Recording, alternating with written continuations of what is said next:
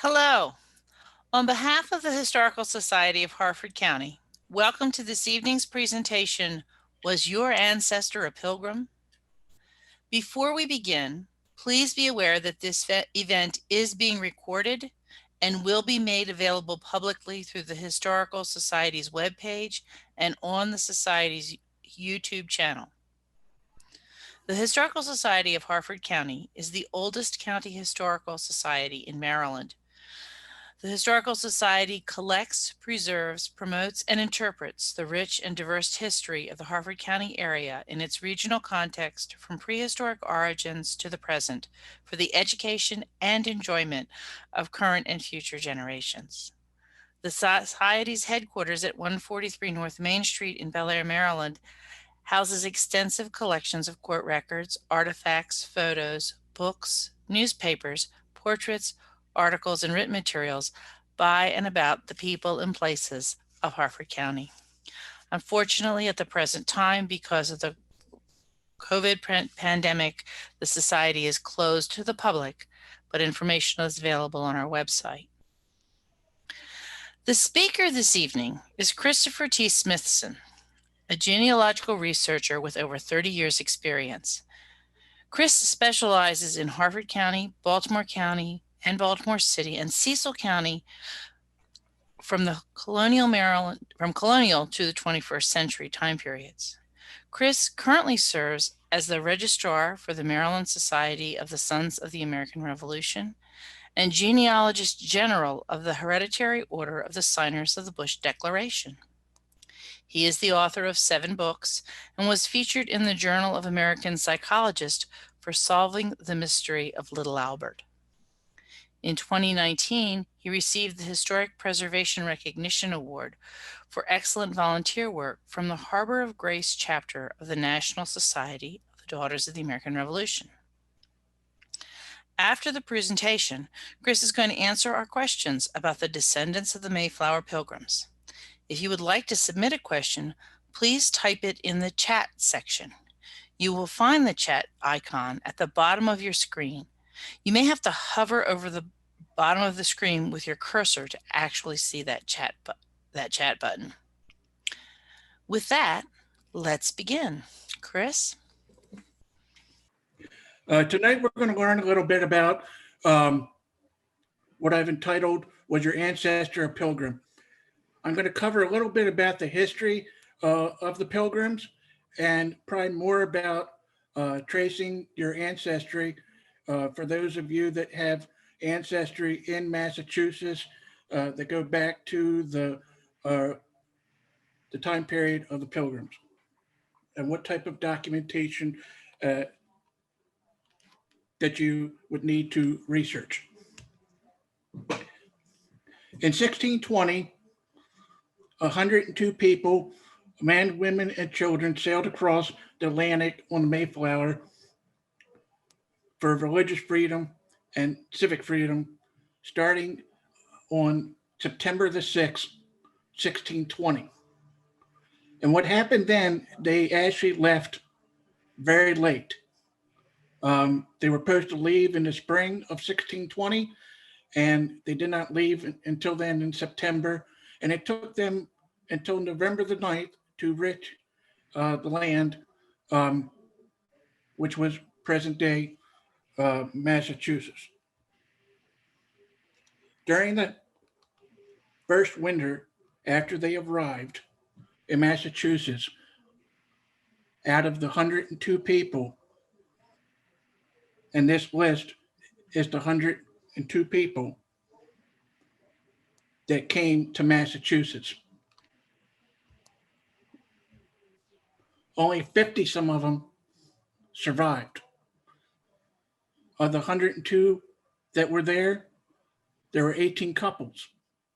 And after the first winter, there were only 3 couples still alive with their families intact. That left widows, widowers, and orphan children to survive over 400 years ago. This November, last month, was the 400th anniversary of the Pilgrims settling in Massachusetts. And today we have estimated 35 million people that are somewhat descendants of these 50 some settlers that survived. When they came into Massachusetts, they settled in Plymouth County. So if you're researching any of your Massachusetts ancestry, the places that you want to look for your roots are in Plymouth County, and also as after they left Plymouth County, you're going to look up into the northeastern part of the state in Middlesex and Essex County, and because that's where some of those descendants also went as well. What is also interesting about this area, in 1692, in Essex County in Salem, that is where we had the Salem witch trial in 1692. In 1630, they turned around and the John Winthrop sailed to Massachusetts, and he settled in Salem, Massachusetts. And both Winthrop's group and the Pilgrims that were led by William Bradford basically swamped areas of the state.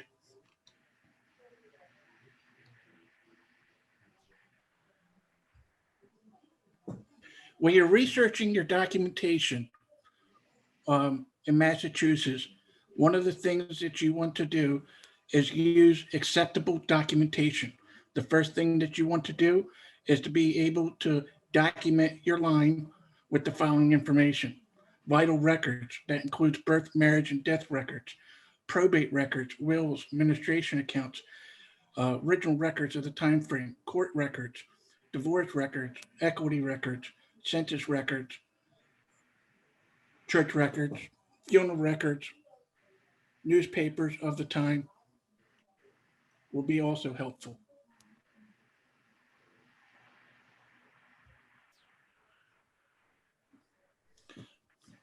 As you go along, your documentation is going to be um, over a period of time. When you get further back, you're going to have less and less original documentation.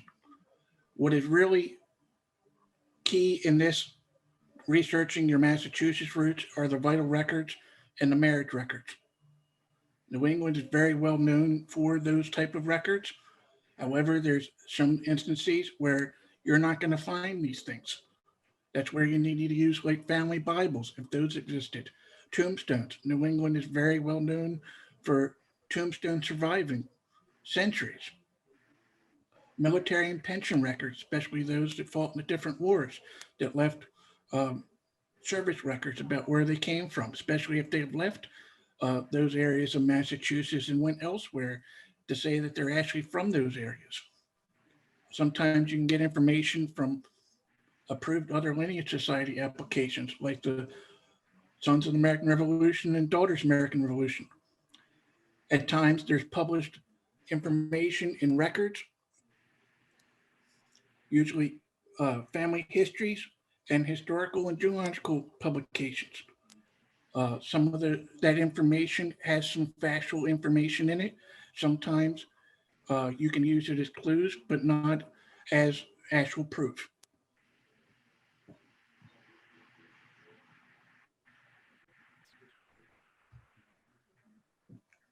What is unacceptable documentation? That is undocumented family histories, manuscripts, claims that people have made over the years. For example, people say that, oh, they're descendants of Thomas Rogers, one of the Mayflower passengers. However, what's happening is Aunt Sally decided to sit there and write they were related to them, and you later find out that a lot of the information is incorrect. Or another well known is William Bradford. People with the last name of Bradford over the years have sit there and said, "Oh, my grandfather was a Bradford. I must be descended from William Bradford." Um, so there's a lot of documentation out there that is incorrect, and there's a lot of documentation in there that is correct. Published books without title pages are not acceptable. They would like the documentation where you want the title pages, the author, when the book was written. Also, mug books, which are county histories. At times, back in the late 1800s, a lot of these counties wrote county histories. You actually had to pay to have your information included. Some things were fabricated, some things were not. Some things were more detailed than others, including birth dates, where people were from, where they were born, who their parents were. Some of them actually have a little more credence than other ones. Other unacceptable documentation. A lot of people today use Find a Grave. Find a Grave is very good, especially which was started over 20 years ago to help people across the country locate graves. It's now expanded basically in other countries as well. What is not acceptable with that is tombstones. Is tombstones that are modern period when the person died in uh, 1860, and the tombstone basically looks like it was put up yesterday. What is also not acceptable is ones that have memorials written with no picture of a tombstone.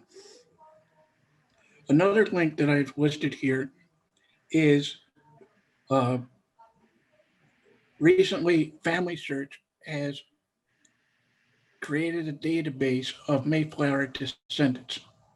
However, what has happened after the creation of this database was um, the algorithm of the database has now taken researchers that have similar names to Mayflower passengers and instructed researchers that they may be direct descendants of these Mayflower passengers, where all it's collecting is a person's name, not actually connecting documentation and actually proving it correctly.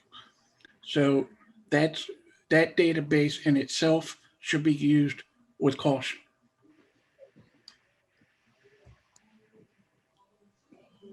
In 1897, the General Society of the Mayflower Descendants was created. Over the last nearly 130 years, the Mayflower Society has had countless people join as descendants of the Mayflowers. Some of the lines have been disproven. Some of the lines have been, other lines have been found. Other lines have been, certain lines have been uh, added, and other lines have been created that they found more documentation. This being the 400th anniversary of the Mayflower, they have also had a large increase of membership. One of the things that they do with the Mayflower Society is they have you fill out a preliminary application. With this application, you have to complete this first, and there is a nominal fee, and that is sent to the General Society, uh, and they approve it before anything else can be done. If they approve your application, your preliminary application, what happens then? It is then you then work with a state historian where the you as the applicant live in providing the documentation all the way back. Now, there are people that submit applications and there are information in it that is later found unproven. Uh, One of the things that I've done over the years is help people actually document some of these lines. I helped a gentleman years ago document a linkage in one of his lines. It took him back to one of the um, Mayflower uh, passengers, Francis Cook. And so a lot of times that's what happens with some of these is you may have a lot of oral history, you may have a lot of um, circumstantial evidence, but you don't actually have proof. And what the Mayflower Society is really keen on is proof.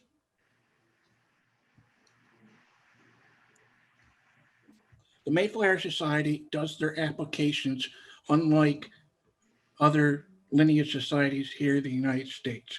And there's over 100 different lineage societies here in the United States.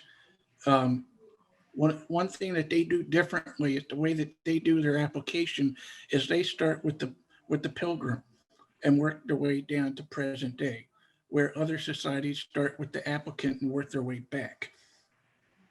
So when you're researching the pilgrim, we're now talking anywhere from 14, 16, 18 plus generations just to get back to a pilgrim. Um, I recently had a gentleman who was joining the Sons of American Revolution, and it took him 14 generations just to go back to someone that served in the revolution. So you figure this is another 100 years before the revolution.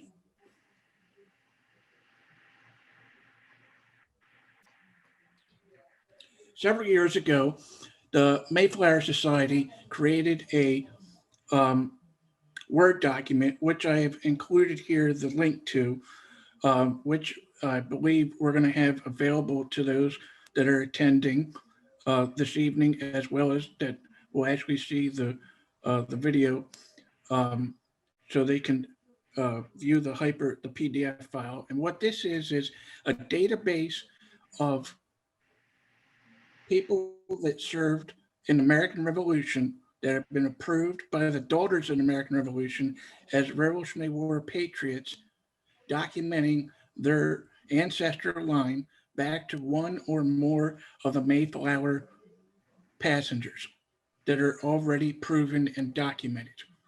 So if you have your ancestor, if one of your ancestors is on this list, then you don't have as much to document in your lineage.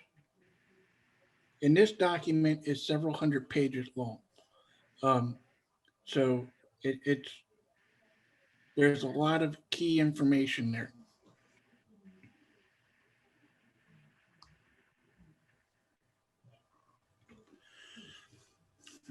The Mayflower Society, over the years, has created a series of books. One of the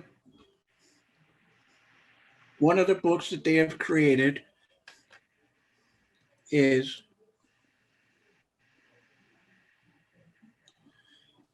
the Green Books. I'll start with the Green Books first.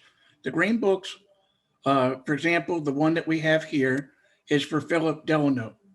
Now, Philip Delano is not a Mayflower passenger. However, he came over on a ship to Fortune. However, his descendants intermarried with several Mayflower passengers. That's why the Green Books were created for Pacific families. Uh, that Philip Delano is one of those families. They intermarried into a lot of those Mayflower families. Next, we have the Pink Books. The Pink Books are what the Mayflower Societies call uh, the working books. Before they create the final product, which is known as the Silver Books, they create the Pink Books. Those are the questionable, the lines, the research before they get to the final product in their research. Um, they create the Pink Books. Now, the Mayflower Society uh, does not use these as final proof. They use the Silver Books. The Silver Books are their final product. Um, the Silver Books are available for purchase from the General Society of Mayflower in Massachusetts. They're also, if you cannot get there or do not want to purchase copies, there's digital copies online. They're digitizing those with the New England Historical and Biographical Society uh, in Boston, Massachusetts. They're also available uh, at the Maryland Historical Society in Baltimore. So if you don't want to purchase those copies are available at those institutions. Of course, right now with COVID, um, it's kind of hard to get into those buildings. So The silver books actually cover, the majority of them cover, each is for a different Mayflower passenger. Uh, the silver books usually cover the first 5 generations, starting with the Pilgrim, going down 5 generations. There's also additional parts to those books. Some of them actually go down 6, 7, 8 generations in a different part of their book.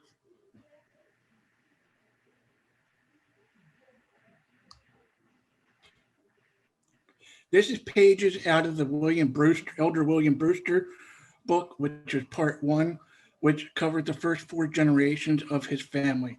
As you can see, I've included 2 of the pages here, both the first generation and the 3rd generation of that book. And there's a lot of detailed research that is done um, when they put these books together. We're not relying on people's family trees. We're relying on scholarly research, original records, very thorough research to put these things together. Um, and it took an awful lot of time to do this.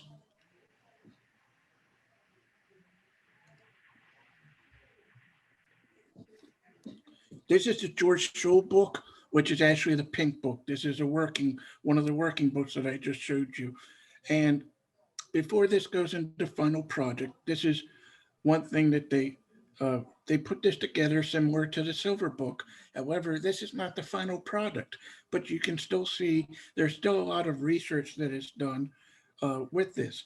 As you see, in this one, different from the silver book is the silver book has actual footnotes and things listed in it, where this one does not.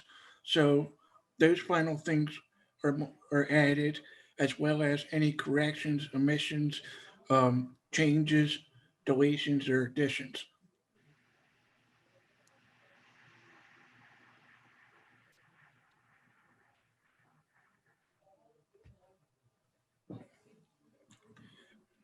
What type of online resources are there that you can do from home? Especially for those that are still stuck at home with COVID, there's a lot of things that you can do. Um, the Mayflower Society website, their welcome message, also their books. If you love books, they have several of the silver books for sale, um, for purchase. Also, the digitization with the um, New England Historical and Genealogical Society, which it actually has another name called American Ancestors. Um, they're very well known with doing a lot of the hands-on research um, on the pilgrims, as well as uh, related to famous people and tracing their ancestry back to several of the pilgrims, as well as other people, famous people and immigrants around the United States. Below that is a link to the original Massachusetts town birth, marriage, and death records that have been scanned on Ancestry. These are in some cases, these are the original or published versions up to 1850, going back to 1620, of all the vital records that were done in each of the Massachusetts towns. And the way that these are set up is by a Pacific town versus a county. And there's quite a few of them.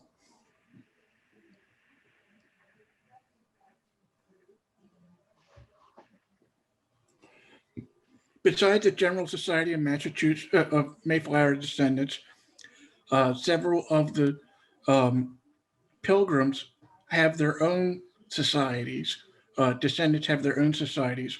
For example, John Alden, they have the Alden Kindred of America group, Elder William Brewster Society, the Fuller Society, the Edward Dottie Society, Francis Cook,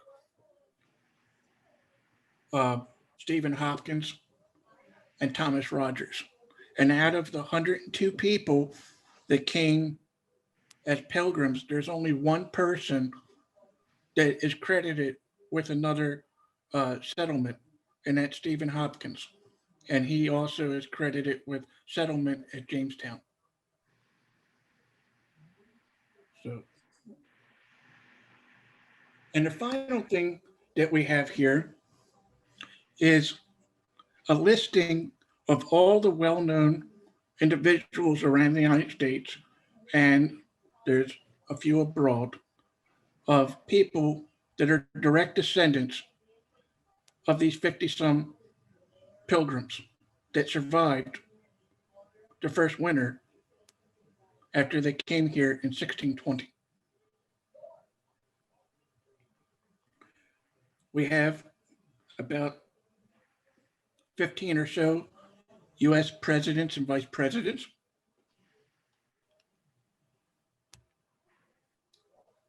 several statesmen and women,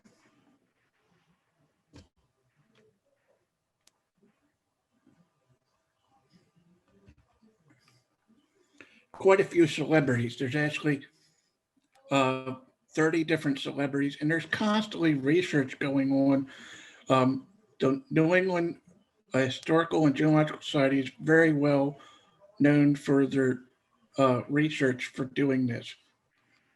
And they also do research for hire as well up there in Boston, Massachusetts.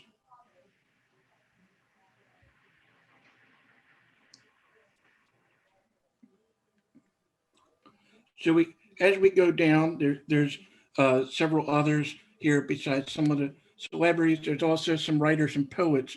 The Noah Webster created the Webster Dictionary. And then the final one uh, is Marie Miller, who is a Count Princess of Greece. Um, that'd probably be one of the last people that you would have thought would actually be descended from a pilgrim that came to the United States in 1620.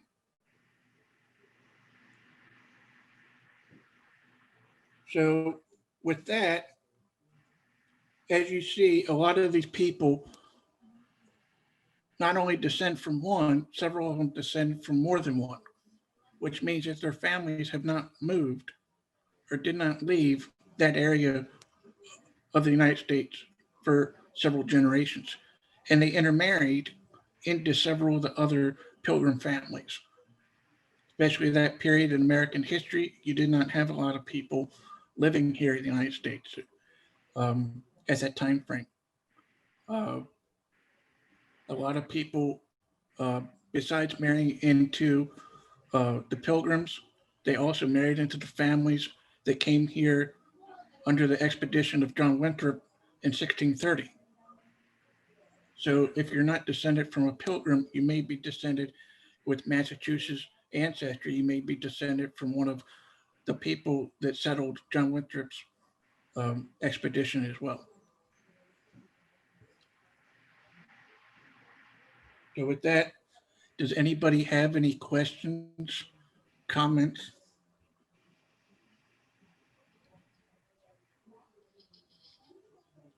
Thanks, Chris. I had no idea there were so many prominent people of today who could actually trace their ancestry back to the early pilgrims. As Chris mentioned, now it's time for our questions. If you would like to submit a question, please type it in the chat section. Several of you have done that, and some of you have used the question and answer function. Either way, we'll get it. You'll find, if you haven't found it yet, you'll find those icons at the bottom of your screen. The panelists will actually present your questions to Chris.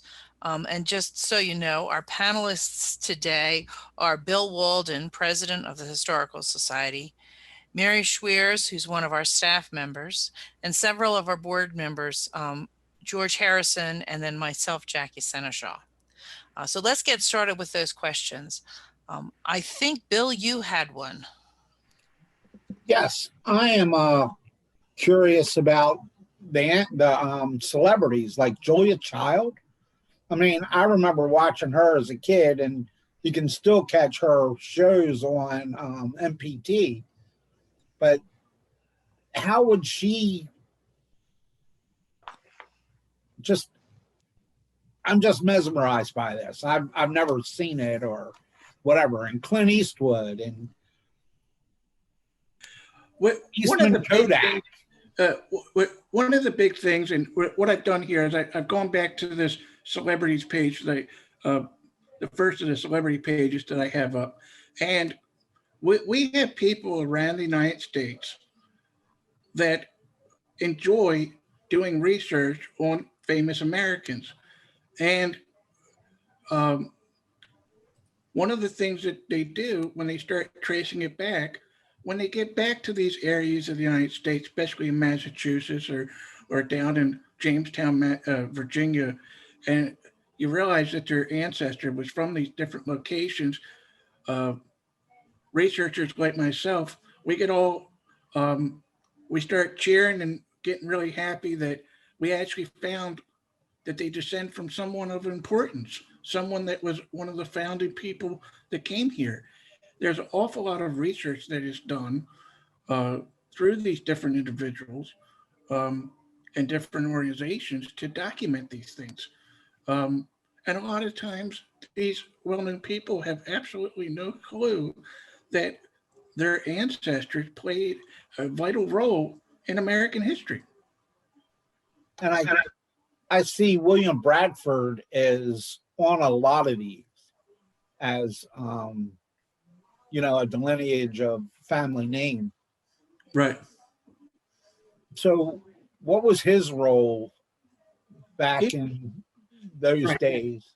He was the first. He was the first governor of Massachusetts of the Plymouth Bay of Plymouth, and it was because of him that we have the history of what actually went on um, in the early part of them coming here to the United States in 1620, and he actually wrote a publication, I believe it's called Plymouth something, um, uh, and that holds a vital clue of or interpretation of how we're learning early American history. That's nice. I want to announce Mrs. Carol Dybel. She's able to speak if anybody has a question. Jackie, you can take over. Okay. One of the questions we got was, does every passenger or at least every pilgrim who lived through that first winter have a pink or a green book with the Mayflower Society? No. About what percentage of them do you have those books for? Probably about, I believe there's, not for all of them. There is a chart that I couldn't find, and there's about, well, there's about 50 some of them still living. There's probably 20, about 20 of them. So little less than half, it sounds like. Correct. They have the books for. So there's still a lot of work to be done in the research area. Well, a lot of them, they really don't have, uh, they have the well-known lines. They have the ones that they had a lot of information on, and then they have ones that survived, and there really wasn't a whole lot to even put a book together. Okay. You mentioned, I'm going to try to group some of the questions about the Mayflower together, and then there are other questions that have come up. Okay. One of the questions we have is, does the Mayflower Society use DNA studies for applications? You didn't mention that, for instance, as a way of proving your ancestry. It's a very new thing that's going on, and that's why I did not mention it. They're just now. I am aware of a couple applications that have been sent up to the headquarters as the if the applications have gotten approved yet. I'm not aware of that. It's a lot of these lineage societies are some of them are frowning upon it. Some of them are wanting more detail before they actually start accepting things. We've got a question here from Carol, who's being shy. Do we know if Maryland's Governor Augustus Bradford, who was a native of Bel Air, was actually related to William Bradford? Do you happen to know? No, he was not. we know the answer to the question. Great. You've mentioned a couple of times, and I think you said one of the pilgrims actually had, what were the links between the pilgrims who landed in Massachusetts and the colony at Jamestown?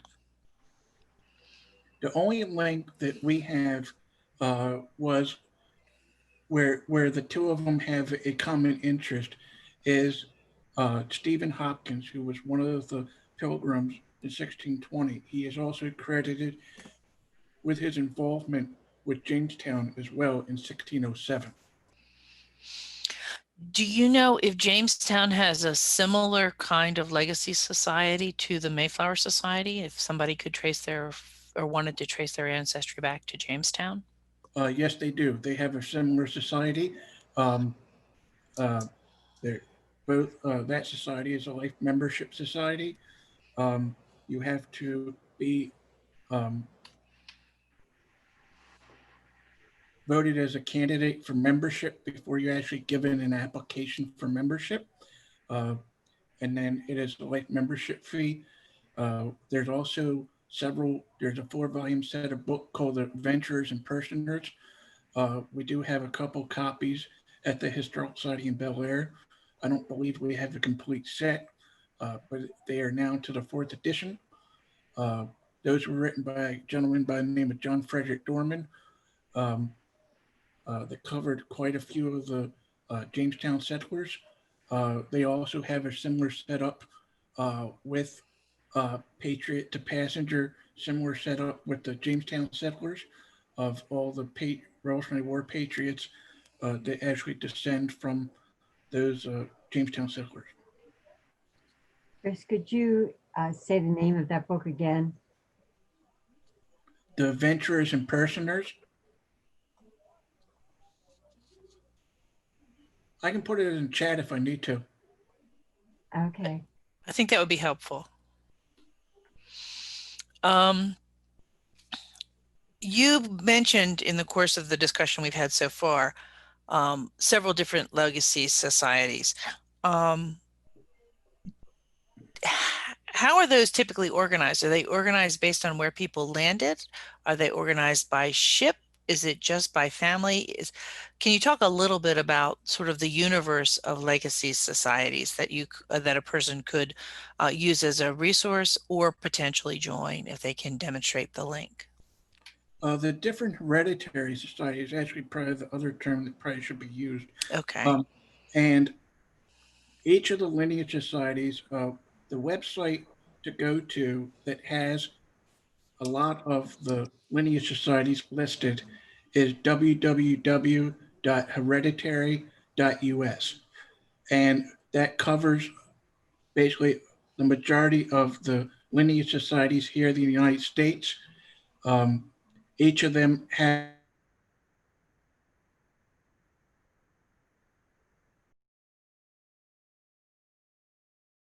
way of joining. Each of them, uh, for example, the Sons of the American Revolution, the Daughters of the American Revolution, um, the Society of the War of 1812. Um, during some of them go back to the early years. The oldest one that we have here, one of the oldest that we have here in the United States, some of the Society of the Cincinnati that was formed in 1783. Those were the men who were uh, George Washington's staff during the American Revolution. And today, only one person, uh, either a direct descendant or a collateral to a cousin, is allowed to join. Only one person to honor that one individual that was on Washington's staff. Some of them are for direct descendants of a specific thing. Um, there's also some groups that have to do with different interest things. Like, for example, a group called Flag and Trencher. Those involved whether your ancestor owned a tavern. We have groups for Hereditary Society of Presidents and First Ladies. You have to have a common ancestry on this side of the pond of with a American president, with a president or a first lady. That doesn't include only the U.S. presidents. That also include the presidents of the Continental Congresses. That also includes the president of Texas before it became a state here in the United States. So there's a wide variety of things. It really depends on the individual's ideals. You can spend a mini fortune and join half these groups. A lot of them uh, meet in Washington, D.C. in the month of April. Um, so, and they meet at the Army Navy Club, the Cosmo Club. Um, the Presidents and First Ladies group, they meet at President's homes. So it's whatever is your interest. Also, there's a lot people have spent a lot of time detailing and documenting their ancestry to help people in the future be able to um, research their family history, especially the family Bibles that are in some of these documentation with some of these applications that is now lost. Um, uh, Even vital records that are now lost because courthouses have burned. So You mentioned vital records, and someone has asked, do you have recommendations on how to obtain vital records? what I would read to obtain vital records, what you want to do, it depends on the jurisdiction. If you're dealing with the New England area, you want to deal with the town clerks. You do not want to deal with the state. If you're in New York State, you want to deal with the town clerks. You do not want to deal with the state, or you will not get a death certificate for at least 6 months or more. Um, in some of the jurisdictions, especially down here here in the state of Maryland, um, all the vital records, the death records, are available to the public that are older than 10 years. Anything newer than 10 years, you have to get from the Department of Vital Records, which only a recent family member can obtain.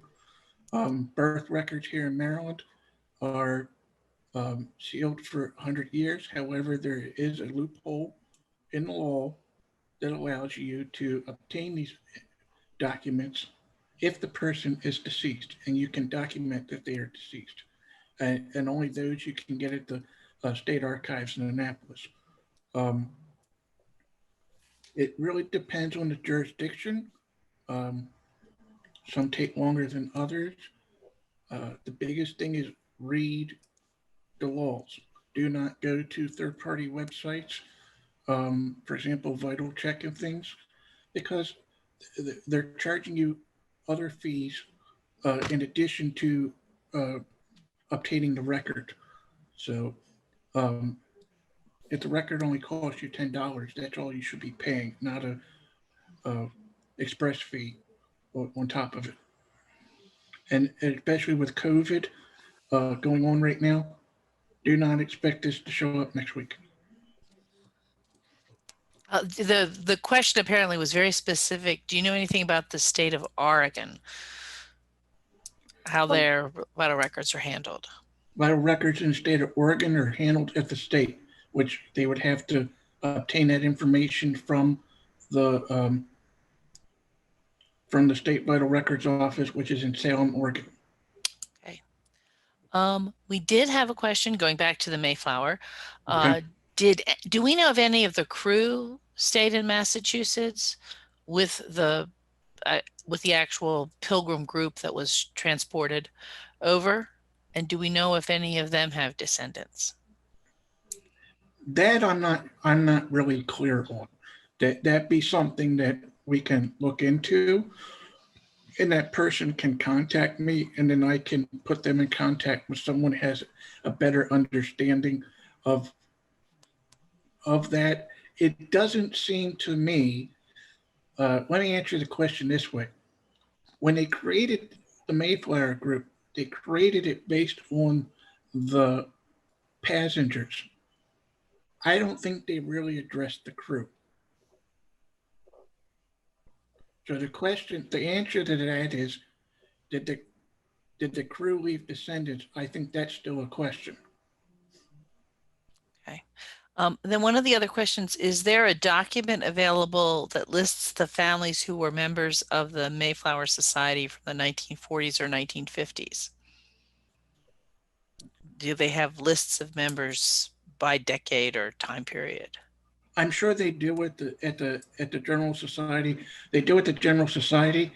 Um, However, you would need to contact them and with the person's name and where they were from. Uh, Also, if they lived outside of the state of Massachusetts, um, you would also want to contact uh, the state branch where they lived, um, to see if they have any records as well on that individual. But more than likely, the General Society would have the information. Okay. Somebody is getting back to vital records. I'm sorry, I'm skipping around based on the questions that I see. The Latter-day Saints, the Mormon, have scanned many state records and offer them up for free. Is that a reasonable source to go to for vital records for Yes, these purposes? right. If it scans of the original records, uh, the actual official documents, and not a transcript of the record, unless the transcript was done by the Pacific government repository, because the things were um, destroyed or whatever, those are acceptable. Now, if the item is on what the Mormon Church refers to, the International Genealogical Index, which is known as the IGI, that is not acceptable. That would be one of those things you say is a good clue, but it's not Correct. acceptable documentation. Correct. Okay, we had a question that's very specific to the websites, the collections on the Ancestry website that was noted. The question is, what are the numbers that follow the collections on the Ancestry website? I don't think I've ever been to collections. And I don't know whether you can flip back to that slide so that we can see what.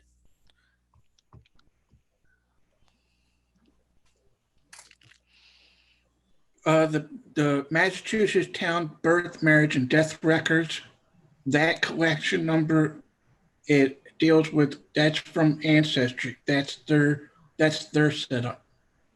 Okay, so you don't know what those different numbers refer to. Um, the top one, would be the birth records.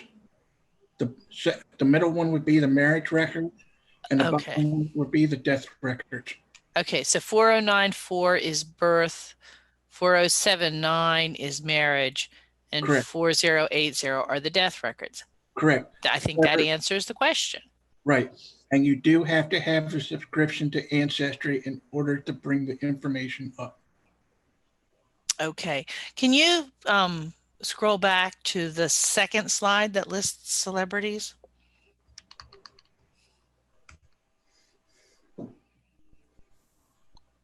Because Cokie Roberts is on that. I'm just amazed at the number of people who are descendants of that small group Yeah. of. There's it's constantly getting updated, and this is the type of thing that one of the well-known genealogists that we have here in Maryland is Henry Peden, and Hank and I, about 10 years ago, uh, wrote a book on the descendants of the signers of the Bush Declaration, which was here in Hartford County in 1775. And we kind of did the same thing. And there's several famous people that are actually descendants of some of the signers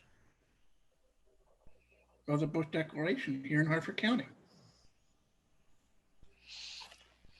Dick Van Dyke was a descendant. That just blows me away.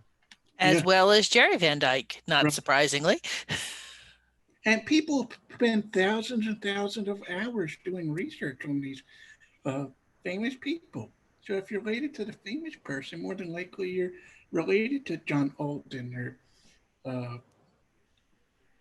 some of the other ones, or Brewster or Bradford or um, uh,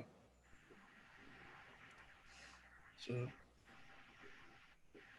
I mean, they got Grandma Moses in here. I mean, so. So it gives you an instance of these people's backgrounds played a key role in American history. I mean, it wasn't as well as others that you wouldn't even think of. I mean, there's Deborah Sampson, who was the woman who served in the Continental Army that George Washington actually personally wrote the discharge for. We've had a question about, are you familiar with the National Society and Sons and Daughters of the Pilgrims? And that's for, it says here it's for families that migrated before 1700, not just the ones who came over on the Mayflower. Are you familiar Correct. with that group? Right. I'm a member of that group. Now, are there requirements similar to those for the Mayflower Society? Is it a similar kind of process? Similar type of process. However, what you have to do, your ancestor has to be here before 1700, as well as it has to go back to the immigrant ancestor, and you have to document the person's origins background. Like, for example, they born in a specific area of England, you actually have to document that birth. Ah, that's where my family runs into problems. We know when we came, but we don't know where we came from. Right. So I joined a few years ago. I'm actually in under Dr. Timothy Stedham, who was the physician on the Carmel Nickel, which came in with the Swedes in Delaware. And the Carmel, there's a replica of the Carmel nickel that still travels around the country as a tall ship. Correct. Let me see. Do we have any other questions? Jackie, there was a question on the landing point. Oh, yes. Did the Mayflower Pilgrims didn't intend to land in Massachusetts, as I recall, and as this person pointed out, perhaps they intended to land in Virginia? Do you remember that part of the story? They intended to land someplace else. It may have been Virginia, but there was some type of disagreement between the passengers versus the other people on the ship.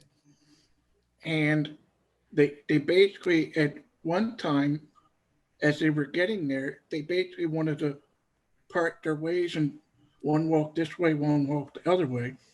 But they decided at the last minute, that's where we're going, and they stuck together, and then history is history. So was it a disagreement between the Pilgrim group about where they were supposed to go, or between the Pilgrim group and the crew about where they were headed? But Mary has her hand up. Mary has her hand up. Okay. They were originally under basically a contract from the Virginia company and for the whole trip. And they went too far north. And the argument was that since they were out of the jurisdiction of the Virginia company, that all contracts with the Virginia company were null and void. And hence they were fighting about what type of government would take place. They solved the issue by signing the Mayflower Compact, which set up the basis for the government. And all people, no matter how bad they wanted to get off that ship, had to sign that contract before they would even set foot on land. Thank you, Mary. Our history lesson. Let me see. Okay. Chris's newsletter. Okay. Has anyone done a descendancy research project determining how many of the very early settlers of Hartford County descended from any pilgrims? No. Do you think it's likely that we would have a lot of Pilgrim descendants as early settlers in Hartford County? We have descendants, living descendants of Pilgrims living here in Hartford County, and I know a couple of them. Um, as towards their families that have been here for generations and actually descend from the Pilgrims, I'm unaware of that. I know some recent families that have moved here from other areas that are descended from the Pilgrims that live here in Hartford County, but no families that have been here for generations um, and actually descend from the Pilgrims. That's kind of my sense, although I have hardly done a systematic and thorough review. It'd be an interesting topic for the see if we can find one or two for the society newsletter. Yes, it would. Jackie, Yes, ma'am. I'm sorry. What everybody has to remember is the number of ancestors that you have going back that far. You may only have 8 great grandparents, but if you get to the 10th level of great grandparents, you've got 4,096 great whatever, 10 times grandparents. And when you get to around the Pilgrim stage, you got 262,144 direct ancestors. Holy mackerel. Okay, so it's exponential, the amount of people that contribute towards each generation. So yes, there's going to be quite a few people descendant. Unless your And family related. has left the area, has stayed in the area for generations and hasn't moved, and married into the same families for the last 400 years. And I guess it's gonna be our final question, and I believe this is related to the Sons and Daughters of the Pilgrims Society. Do you know if they have an accessible membership list, Chris? They have a membership list. However, their membership is a lot lower in numbers than some of these other groups. They only have about 12 or 13,000 members. And Okay. that group was started in, I believe, 1906. Okay. Well, that's about all we have time for this evening. And we certainly hope everybody has enjoyed this presentation about finding descendants of the Mayflower Pilgrims and other pilgrims. Thanks, Chris, on behalf of our attendees and of the Historical Society of Hartford County. The Society's next virtual event is Christmas in Hartford in Days Gone By, this coming Tuesday, December the 15th at 12:30 p.m. Join us as Historical Society board member Chris Potts shares remembrances of Hartford County's Christmas past. Hear the story of Christmas